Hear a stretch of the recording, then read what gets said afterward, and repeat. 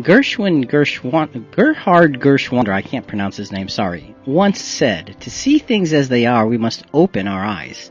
To see things as better than they are, we must close our eyes." Good morning, everyone, and welcome back to Christian Questions, talk radio with your breakfast with Jonathan and Rick. It's the breakfast of champions. The objective of our program is to discuss with you, our listeners, thought-provoking and meaningful topics based on the Bible. It's a call-in format. We are caller-friendly, and we look forward to hearing from you. And Jonathan, what are we talking about? Well, Rick, our question this morning is Halloween happy?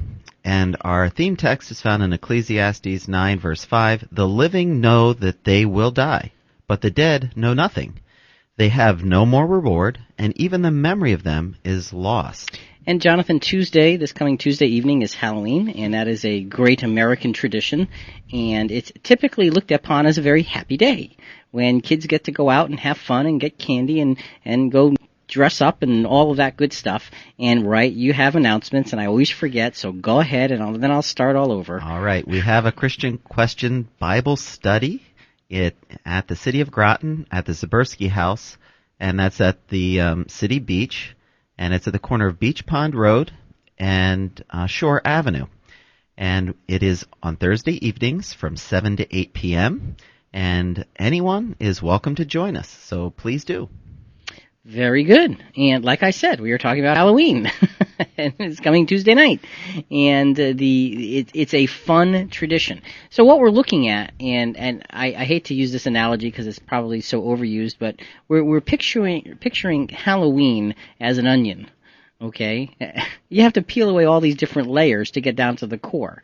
And then with the outside layer you're looking at is the fun stuff. Trick-or-treating and little kids getting dressed up and how excited they get to dress up as whomever or whatever and go out and, put their little plastic jack-o'-lantern thing out and, get the Baby Ruth candy bar. I mean, that's a fun thing. That's one level. When you look at the next level, next layer of that onion, if you will, you're looking at one of the traditions that America is really, really embracing is the horror that we somehow are attracted to at this time of year. The horror films, the films that show the dead that don't die, that are murderers and the massacring and the chainsaw stuff and all this. And the blood splattering everywhere. Right. All that great stuff that just makes me feel so good and excited about life. I cannot stomach that kind of thing, tell you the truth. But anyway, that's just me. Okay, those are American traditions. And now you look a little further, and we were looking in the first hour at the origin of Halloween, going back to Celtic tradition way, way, way back in pagan history, and looking at it as the 3 days, starting with October 31st and November 1st and 2nd, they looked at as the time of year when the veil between the worlds, the world of the living and the world of the dead, was thinner. The thinnest. Yes. So you could, if you were prepared, pass through that veil and have contact with those who had died. Okay, Halloween, back in Celtic tradition and its format, was at the time when the dark half of the year was starting. So darkness is part of the theme of this. Also, the ability to be crazy and to let go of any good principles. Right. There was that 3-day thing going from Celtic tradition. So you have all of these different layers that we've looked at, and we've been looking at these scriptures in the first hour, looking at specifically focusing on the Old Testament. We'll be focusing on the New Testament shortly, but that talk about death as dying dead, not death as a doorway to someplace else, because that was God's pronouncement in the garden. And we saw, but Satan's pronouncement was the opposite. Right. That no, you won't die. Okay, so one of them is right. Take your pick, okay?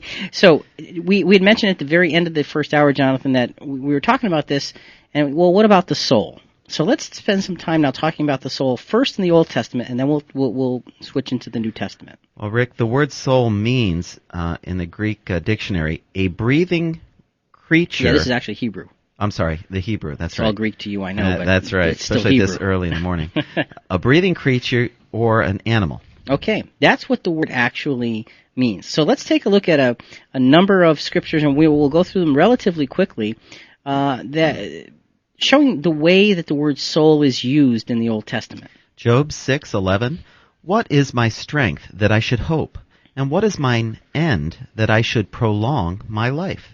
And the word for life Is the same word for soul. For soul. So that I should prolong my life. Now, again, one of the traditional beliefs is that the life of the soul doesn't need to be prolonged because it lives on. Right? Well, that's some Right. belief. One of the traditional beliefs, Yeah, okay? yeah, So that if you have to prolong your life, he's meaning prolonging his soul. It just doesn't seem to be fitting. Another one. Job 33:22. Yea, his soul draweth near unto the grave, and his life to the destroyers. Again, it's showing a temporary circumstance for the soul. It's showing it's going to have an end. This is one of my favorites of the list. Psalms 49:15. But God will redeem my soul from the power of the grave, for he shall receive me. Okay, so the power of the grave would be the power of death. Mm-hmm. And he's saying God can redeem you